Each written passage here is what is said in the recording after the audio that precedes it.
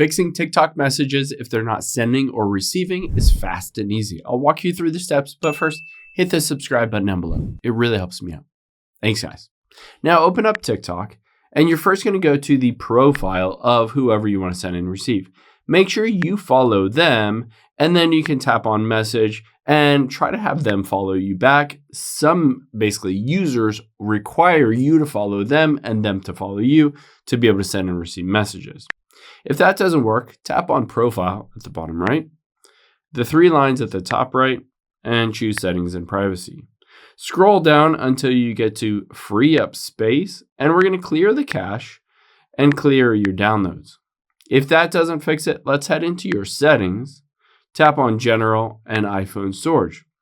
Just find the TikTok app on here, there it is, offload the app and reinstall it. This force updates to the latest version of TikTok. A lot of times fixes any kind of bugs or glitches in that messaging, and you're good to go.